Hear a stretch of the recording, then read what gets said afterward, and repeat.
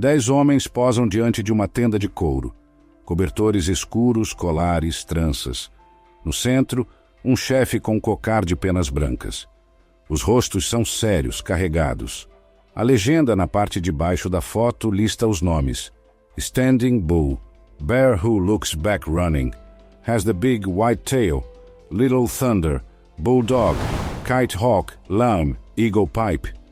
A foto foi tirada em 1891, um ano depois do massacre de Wounded Knee, onde o exército americano matou mais de 250 Sioux, incluindo mulheres e crianças. Esses homens sobreviveram ao fim de um mundo. Viram suas terras tomadas, seus povos dizimados, suas tradições proibidas por lei.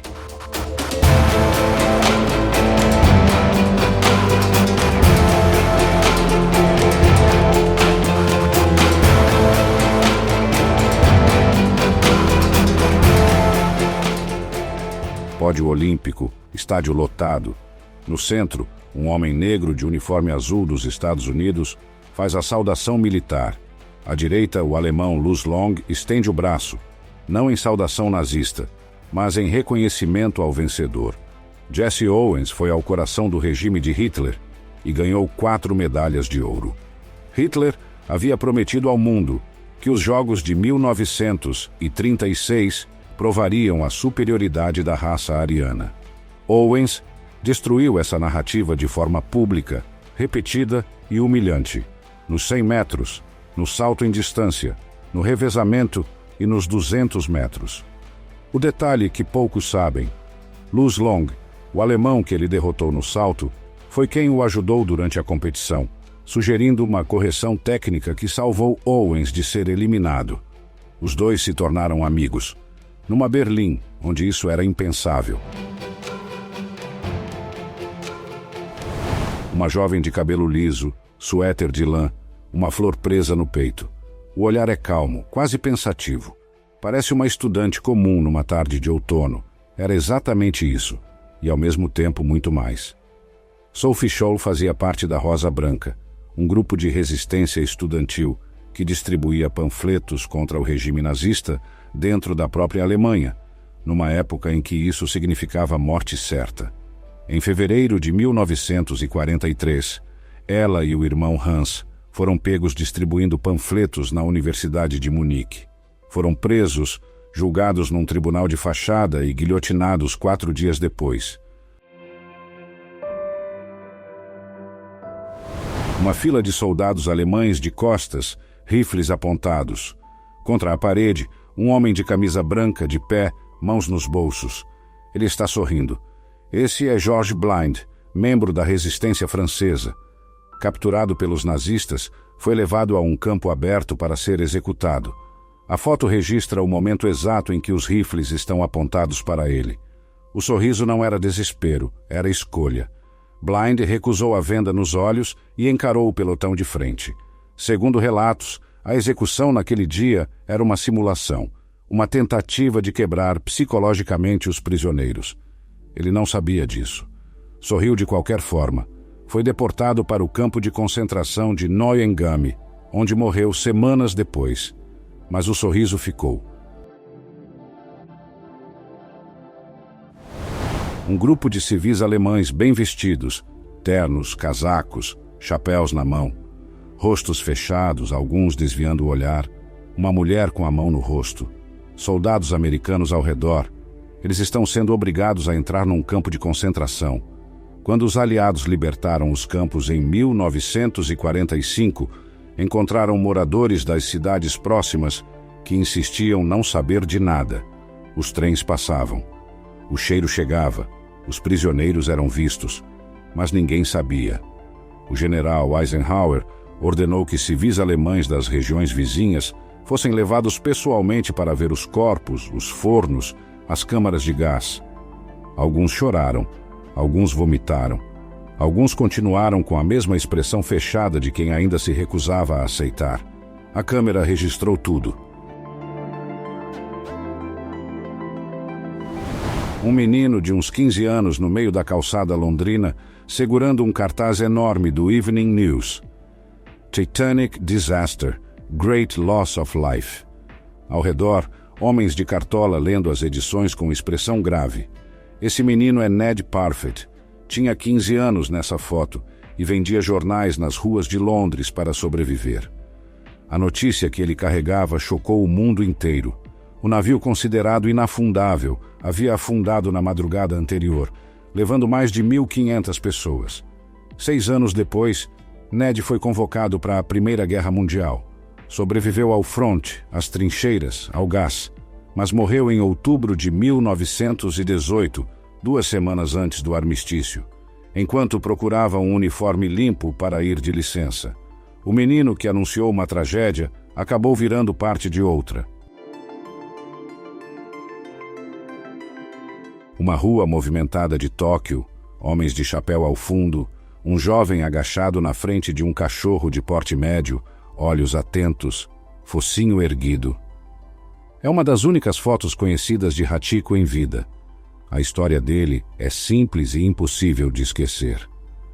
Todo dia, Hachiko acompanhava o professor Hidesaburo Ueno até a estação de Shibuya e voltava para buscá-lo no fim da tarde. Em maio de 1925, Ueno teve um derrame no trabalho e morreu.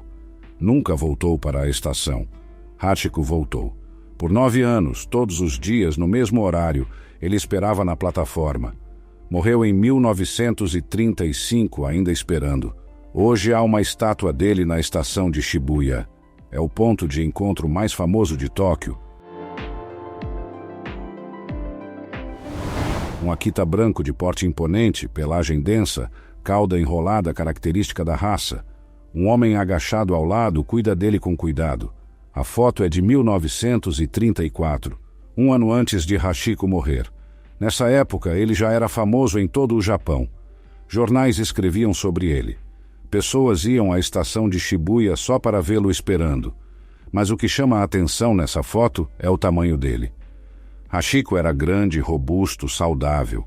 E mesmo assim, anos de espera na estação, exposto ao frio e ao calor, deixaram marcas. Exames feitos após sua morte encontraram filariose e tumores. Ele esperou doente, esperou velho, esperou até o fim. Em março de 1935, foi encontrado morto numa rua próxima à estação, no mesmo caminho de sempre. 2 mulheres sentadas juntas, vestidos claros combinando. Um homem de joelhos beija uma delas no rosto. A outra apoia a cabeça na mão, olhar distante, como alguém acostumado a estar presente em momentos que não são seus. Margaret e Mary Gibb eram irmãs siamesas, unidas pelo quadril. Quando Margaret se apaixonou e ficou noiva, Mary estava lá, em cada conversa, cada beijo, cada momento íntimo. As duas trabalhavam em shows e feiras americanas, onde eram apresentadas como atração. Ganhavam a vida sendo observadas, uma existência que poucos conseguem imaginar. O noivo da foto não está olhando para Mary, mas Mary está em tudo. Um jovem magro, chapéu torto, casaco listrado, segurando um taco de croquet com uma das mãos e sorrindo levemente. A foto é riscada, danificada pelo tempo, mas o rosto é inconfundível. Essa é a única fotografia autêntica conhecida de Billy the Kid. Foi vendida em leilão em 2011 por 2,3 milhões de dólares. Henry McCarthy, seu nome real, começou a vida no crime ainda criança. Aos 16 anos, depois de ser preso pela primeira vez, escapou da cadeia subindo por uma chaminé e atravessou quase 200 milhas de deserto sozinho para não ser recapturado. Morreu aos 21 anos, abatido pelo xerife Pat Garrett. Dizem que matou 21 homens, um para cada ano de vida. Os historiadores discordam, mas a lenda ficou. 2 fotos do mesmo monumento com décadas de diferença. Na primeira, só a cabeça da esfinge emerge da areia, um camelo e seu condutor ao lado para dar escala. Na segunda, o corpo inteiro aparece, patas, peito, base, após escavações que levaram anos. Por séculos, a grande esfinge esteve enterrada até o pescoço na areia do deserto de Gizé. Os antigos egípcios já a desenterravam, e ela voltava a ser coberta. O ciclo se repetiu por milênios. A escavação definitiva aconteceu entre 1925 e 1936, revelando uma estrutura com mais de 70 metros de comprimento, esculpida há 4.500 anos numa única rocha de calcário. O que parecia só uma cabeça gigante no deserto era, na verdade, um monumento colossal, esperando para ser redescoberto. 2 homens presos a um poste de eletricidade a metros do chão. Um está inconsciente, suspenso pelos equipamentos de segurança. O outro, de capacete, se inclina sobre ele boca a boca, fazendo respiração artificial com as 2 mãos livres. Randall Champion havia sido eletrocutado durante o serviço. J.D. Thompson, seu colega, subiu até ele e começou o socorro imediatamente, no topo do poste, sem poder descer.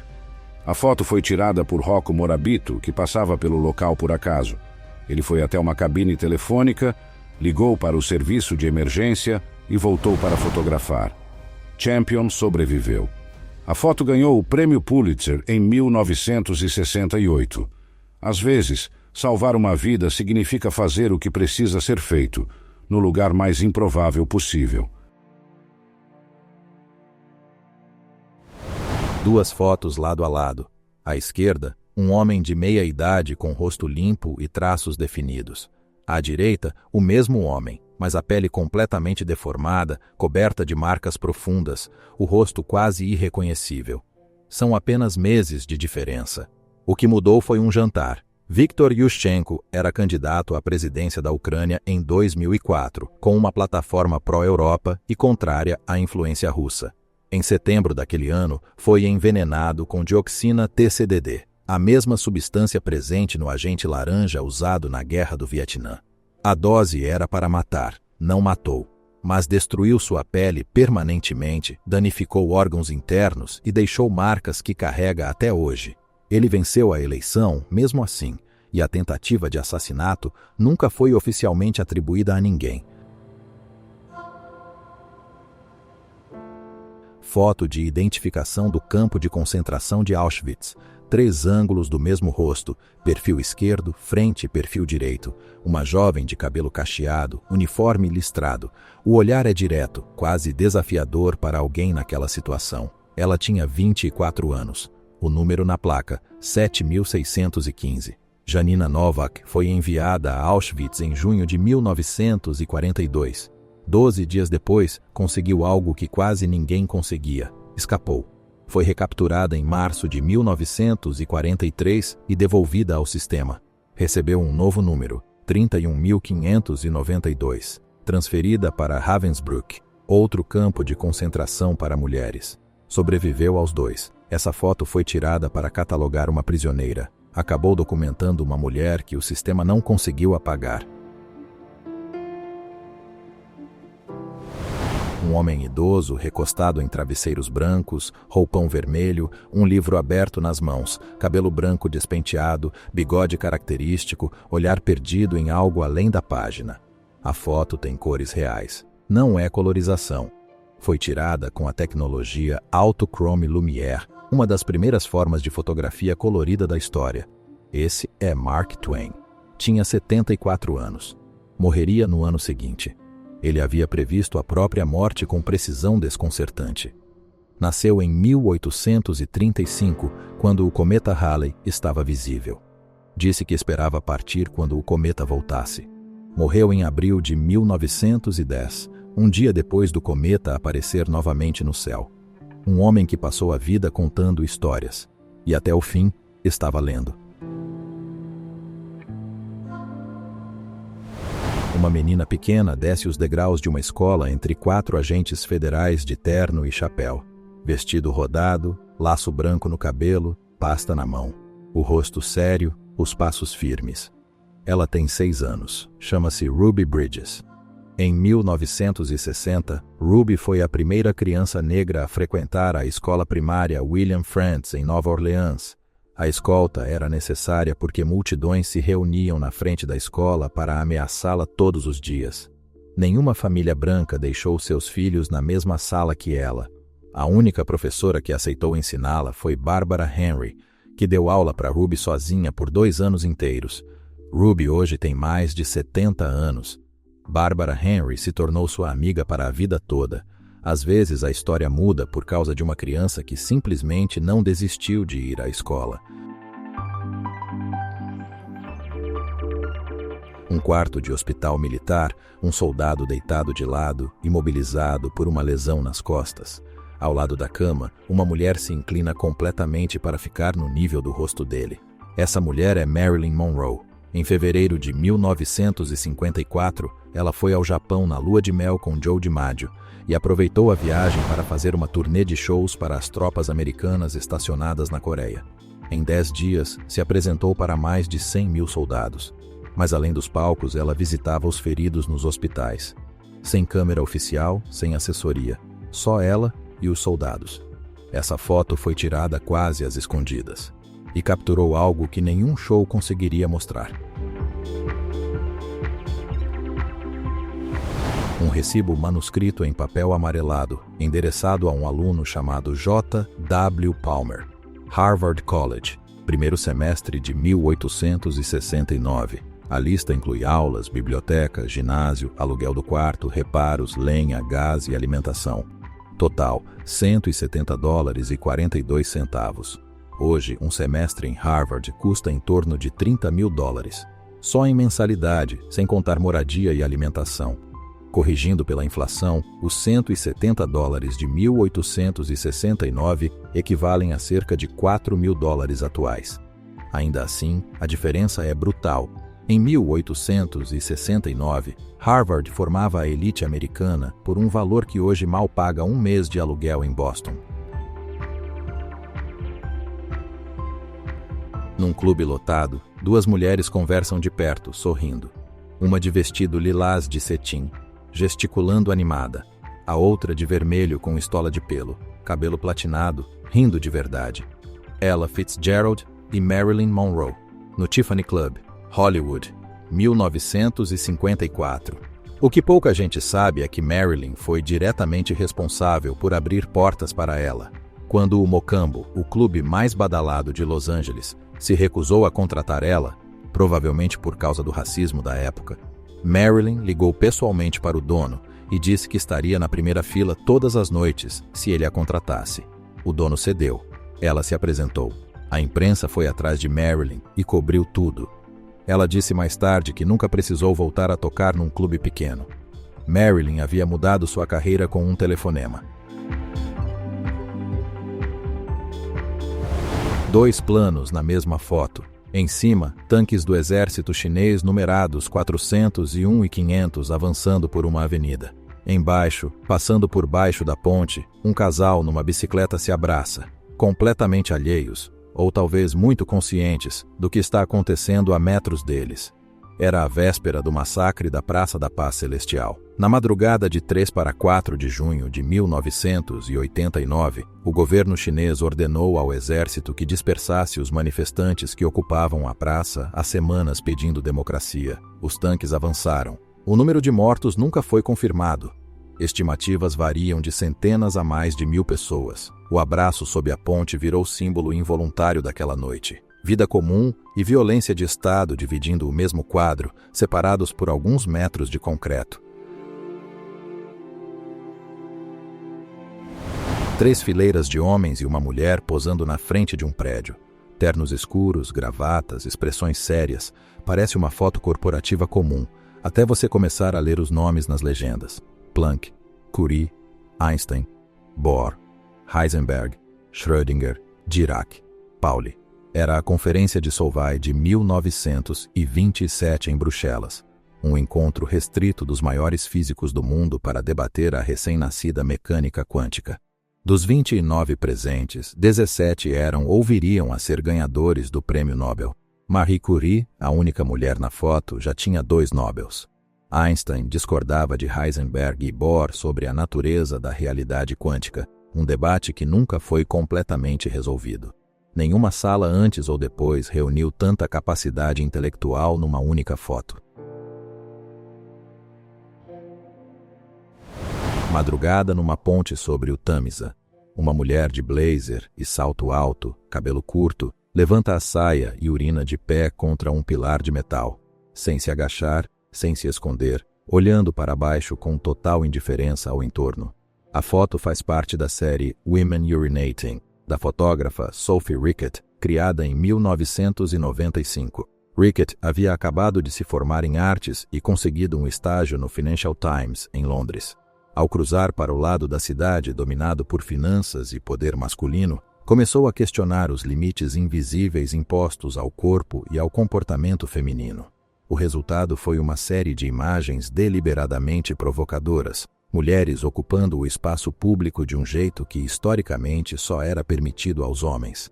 30 anos depois, a série continua em exibição e ainda provoca a mesma reação. Homens de terno circulam ao redor de uma estrutura colossal de madeira e gesso. À direita, um rosto enorme emerge do andaime. Olhos vazios, nariz monumental. É a cabeça da Estátua da Liberdade, ainda no ateliê parisiense de Gaget e Gautier. Ela quase nunca foi para Nova York. O escultor Frédéric Auguste Bartholdi havia criado o projeto originalmente para o Egito. Uma estátua gigante que serviria de farol na entrada do Canal de Suez, com a cabeça coberta em referência ao traje das camponesas do Oriente Médio. O projeto foi rejeitado em 1869. Bartholdi adaptou a ideia, encontrou financiamento francês e destino americano. Desmontada em 350 peças, atravessou o Atlântico no porão de um navio e foi remontada durante 4 meses em Nova York. Foi inaugurada em 28 de outubro de 1886 e nunca mais saiu de lá. 3 pessoas de chapéu colonial posam ao lado de um crocodilo de água salgada morto. O animal é enorme, o corpo ocupa quase todo o enquadramento, a boca aberta revelando fileiras de dentes. Em 1957, numa região remota do território do norte australiano, um crocodilo atacou uma menina que brincava perto da água. A mãe pegou um rifle e atirou uma única vez.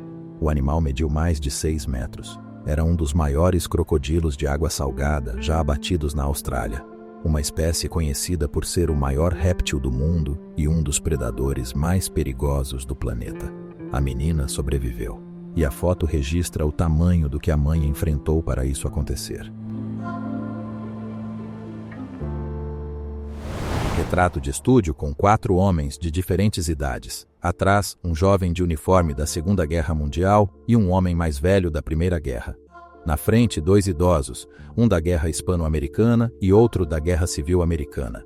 As legendas na foto dizem tudo. 2 pontos. WW2, WW1, Span/Am War, ACW. Entre o mais velho e o mais novo, há quase um século de conflitos americanos. O veterano da Guerra Civil nasceu antes da Guerra de Secessão. O mais jovem ainda estava combatendo, enquanto o mais velho provavelmente já tinha netos. 4 guerras que juntas definiram o que os Estados Unidos se tornaram, e 4 rostos que carregam esse peso de formas completamente diferentes. A foto foi tirada provavelmente nos anos 1940, a única janela de tempo em que os 4 ainda estariam vivos ao mesmo tempo. Close no rosto da Estátua da Liberdade, olhar sereno voltado para baixo. Mas nas janelas da coroa, turistas acenando, sorrindo, um deles com a câmera apontada para fora. A coroa tem 25 janelas e comporta até 25 pessoas ao mesmo tempo. Para chegar lá, os visitantes sobem 354 degraus em espiral, equivalente a um prédio de 22 andares, num espaço extremamente apertado. Nos anos 1980, era um passeio popular. Depois do 11 de setembro de 2001, a coroa foi fechada por segurança e só reaberta em 2009, com acesso muito mais restrito e ingressos que esgotam meses antes. A estátua toda tem 46 metros de altura. O nariz mede 1,37 metro, e o rosto da foto é grande o suficiente para caber gente dentro da cabeça.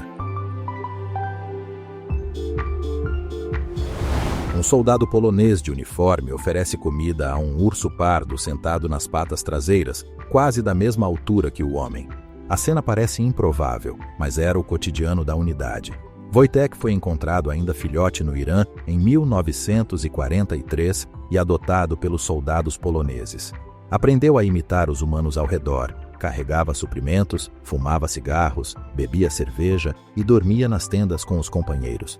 Na Batalha de Monte Cassino, em 1944, foi visto carregando caixas de munição e projéteis de artilharia, repetindo o que havia observado os soldados fazerem. Foi promovido a cabo. Após a guerra, foi para a Escócia com o regimento e viveu no zoológico de Edimburgo até 1963. Ex-soldados poloneses iam visitá-lo regularmente, e dizem que ele respondia quando ouvia polonês. Madrugada numa rua romana. Uma mulher de vestido preto justo e luvas brancas está de pé ao lado do carro, arco tensionado, flecha apontada para dois homens que recuam. Expressão fria, postura firme. Ela não está brincando. Essa é Anita Ekberg, e os homens são paparazzi. Em 1960, Ekberg era uma das atrizes mais fotografadas do mundo. O filme A Doce Vida, de Fellini, havia acabado de ser lançado. Os paparazzi a seguiam sem parar, dia e noite, sem pedir licença. Naquela noite, depois de ser perseguida por horas, ela entrou em casa, pegou um arco e flecha e foi confrontar os fotógrafos pessoalmente. Um deles foi atingido no pulso. Ela não se arrependeu. A palavra paparazzi, inclusive, veio desse mesmo filme de Fellini, e Ekberg ajudou a definir o problema que o termo descrevia. Um homem de uniforme alemão completo está no centro da foto, cercado por soldados americanos e um capelão militar à direita. O olhar é fixo, a postura ainda rígida. Um dos soldados tem a mão apoiada no abdômen dele, verificando se há alguma arma escondida. Minutos depois, seria executado. Anton Dostler foi o primeiro general alemão a ser julgado e executado por crimes de guerra pelos aliados após a Segunda Guerra Mundial. Em março de 1944, ele ordenou o fuzilamento de 15 agentes americanos capturados na Itália, desarmados, sem julgamento, em violação direta à Convenção de Genebra. Tentou se defender dizendo que apenas obedecia ordens superiores. O tribunal rejeitou o argumento. Foi amarrado a uma estaca em Aversa e fuzilado em 1º de dezembro de 1945. A execução foi filmada, um dos primeiros registros do gênero na história. Uma sala formal em Moscou. Molotov sentado assina documentos enquanto Stalin e outros altos oficiais soviéticos observam de pé atrás dele. A cena parece diplomática, protocolar. Não era. Naquele mesmo dia, a União Soviética invadia a Finlândia. O tratado sendo assinado era com a República Democrática Finlandesa, um governo fantoche criado pelos próprios soviéticos 2 dias antes, que nunca controlou 1 centímetro de território finlandês. Stalin precisava de uma justificativa legal para a invasão. Então, criou um país do zero, assinou um tratado com ele e declarou estar ajudando o povo finlandês. O que veio depois surpreendeu o mundo. A pequena Finlândia resistiu por 105 dias, infligindo perdas enormes ao Exército Vermelho antes de ser forçada a ceder território. Uma guerra construída sobre uma mentira e que custou caro para quem a começou. Um casal em frente a uma loja de pesca examina uma máquina fixada na parede. A placa embaixo diz tudo: 24-hour service on worms. Use our vending machine at night. Serviço de minhocas. 24 horas. 7 dias por semana. Nos anos 1950, a pesca era um dos passatempos mais populares dos Estados Unidos, e minhoca fresca era item essencial. Donos de lojas de isca perceberam que pescadores acordavam cedo, saíam antes do amanhecer e precisavam de isca antes de qualquer comércio abrir. A solução foi prática e direta. Uma máquina na parede externa da loja, funcionando a noite toda. Simples, eficiente e completamente esquecível, até alguém tirar uma foto.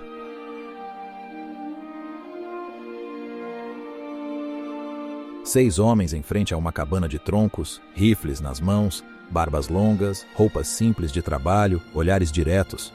Não parecem soldados profissionais, porque não eram camponeses, e estavam em guerra contra o governo soviético. A rebelião de Tambov foi um dos maiores levantes populares contra o regime bolchevique.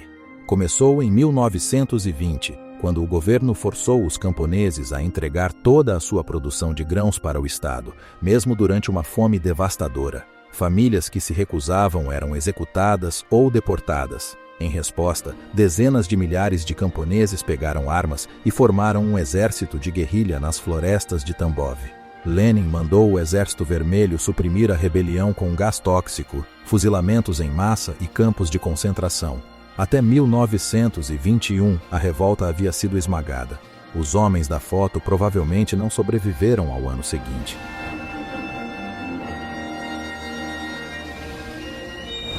Um grupo de jovens desce os degraus do Willard Straight Hall, na Universidade Cornell. Rifles na mão, um deles com cartucheira cruzada no peito, expressões sérias. Atrás, policiais e outros manifestantes observam.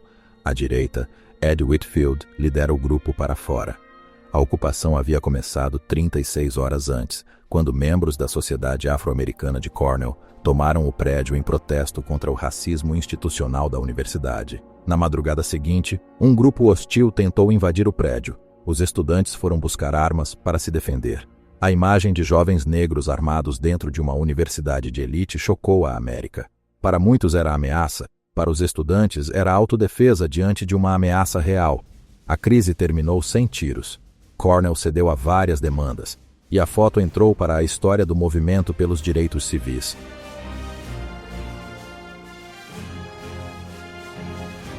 Quatro soldados alemães posam para a câmera como se fosse uma foto de grupo comum. No centro, um jovem civil ajoelhado no chão, a mão de um oficial pressionando sua cabeça, uma pistola apontada para ele. Ao fundo, estruturas de madeira pegando fogo. A foto é em cores, o que a torna ainda mais perturbadora. Parece próxima demais.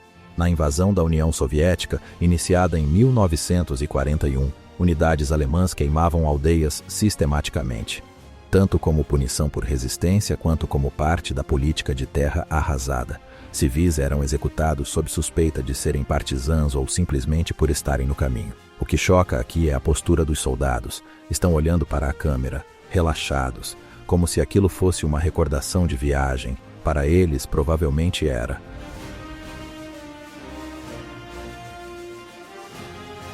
Uma rua residencial à noite.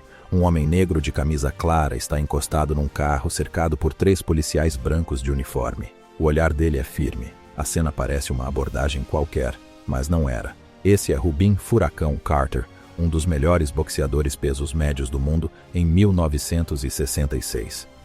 Naquela noite de junho, 3 pessoas foram assassinadas num bar em Paterson, Nova Jersey. Carter e um amigo foram presos horas depois, com base no depoimento de 2 testemunhas que, anos depois, admitiram ter mentido. Carter foi condenado à prisão perpétua, 2 vezes. Passou quase 20 anos preso por um crime que não cometeu. Em 1985, um juiz federal anulou a condenação definitivamente, citando provas escondidas pelo Ministério Público. Carter saiu da prisão com 48 anos e nunca pediu indenização ao Estado. Disse que não queria nada deles.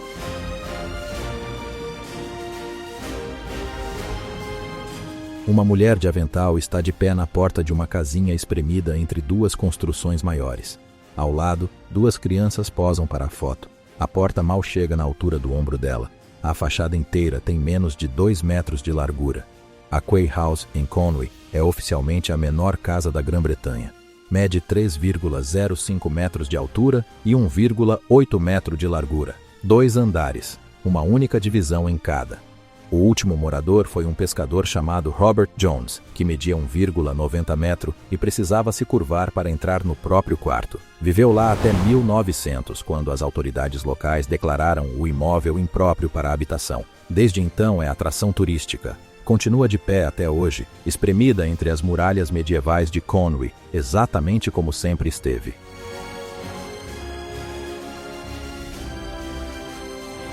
Uma floresta densa. Um homem alto com traje de voo completo, capacete e máscara de oxigênio caminha cabisbaixo pela vegetação. Atrás dele, uma jovem vietnamita de roupa escura segura um rifle quase do seu tamanho, apontado para as costas do prisioneiro. Ela parece ter no máximo 16 anos. Ele é um tenente da Força Aérea Americana.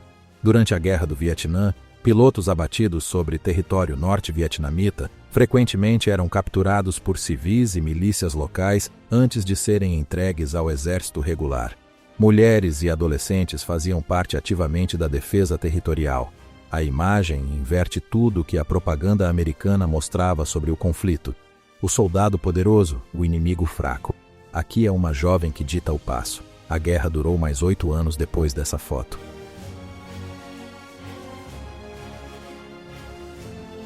Dezenas de operários reunidos ao redor de uma árvore de Natal, decorada com luzes, num terreno de construção coberto de entulho. Ao fundo, a Catedral de St. Patrick e guindastes de obra. O chão é barro e pedra. Não havia praça, não havia pista de gelo, não havia multidão de turistas. Só trabalhadores e uma árvore. Era 1931, auge da Grande Depressão. Os operários que construíam o Rockefeller Center, muitos deles trabalhando por salários mínimos para não morrer de fome, compraram a árvore com o próprio dinheiro e a decoraram eles mesmos. Foi um gesto simples de dignidade num momento em que havia pouco para celebrar. A tradição cresceu, virou espetáculo, virou símbolo global, mas nasceu assim, numa obra entre homens de macacão que quiseram ter um Natal mesmo assim.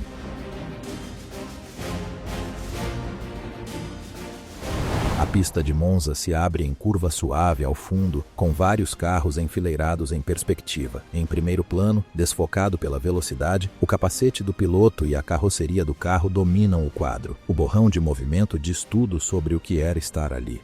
A câmera estava dentro do carro. Otto Ludwig Bethmann, fundador do famoso arquivo fotográfico Bethmann, capturou essa imagem do Grande Prêmio da Itália de 1966 com a câmera fixada no próprio veículo. Uma técnica incomum para a época que gerou um dos registros mais expressivos da história do automobilismo. Sem câmeras de bordo digitais, sem drones, sem transmissão ao vivo.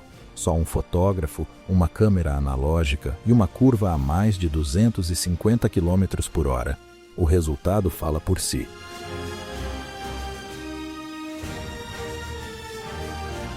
Cinco homens de batina preta em um palco, braço direito estendido na saudação nazista. Medalhas eclesiásticas no peito, postura solene. A cena parece um ritual religioso e, de certa forma, era 1933. Hitler havia assumido o poder há poucos meses. Naquele mesmo ano, o Vaticano assinou a Concordata com o regime nazista, um acordo que garantia a autonomia da Igreja Católica na Alemanha em troca de neutralidade política.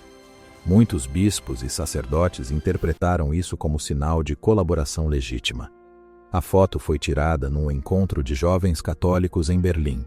A saudação era obrigatória em eventos públicos, mas a disposição com que alguns membros do clero a realizavam foi, e continua sendo, objeto de debate histórico profundo.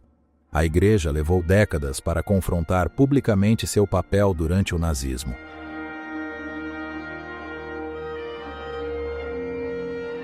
Inverno em Varsóvia. Neve no chão, prédios em ruínas ao fundo, tijolos expostos, janelas vazias. No meio desse cenário, um fotógrafo de rua posicionou um painel pintado com um jardim idílico, lago, árvores, um casarão florido. E uma mulher sentada na frente sorri para a câmera. A cidade estava 85% destruída após a guerra.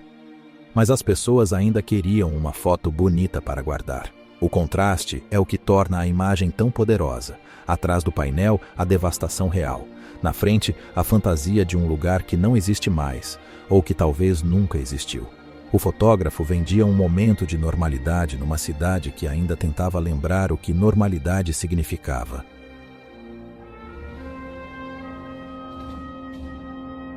Um homem num campo aberto segura uma espingarda que é quase tão alta quanto ele. O cano é grosso, longo, pesado demais para ser carregado com um braço só.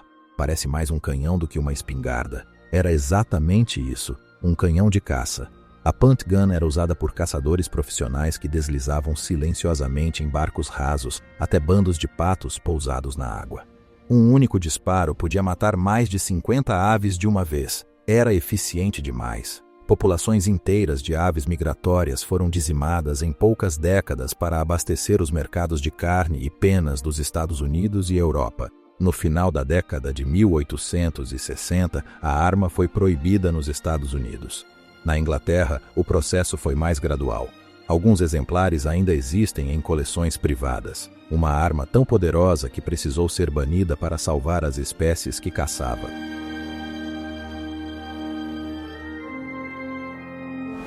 Duas mulheres no palco com os braços erguidos, sorrindo para a plateia. Figurinos colados ao corpo com listras coloridas, a estética característica do ABBA nos anos 70. Ao fundo, a banda e as luzes do show. Era 1979. A turnê ABBA in Concert foi a última vez que o grupo se apresentou ao vivo antes de um hiato que durou mais de 40 anos. Nos bastidores, os dois casais que formavam o ABBA estavam se separando. Agnetha e Björn haviam divorciado em 1979. Benny e Frida se separariam em 1981. A banda continuou gravando por mais alguns anos, mas nunca voltou aos palcos. Quando finalmente voltaram, em 2021, foi através de avatares digitais, sem se apresentar pessoalmente. Esse show de 1979 foi a despedida que ninguém sabia que estava acontecendo.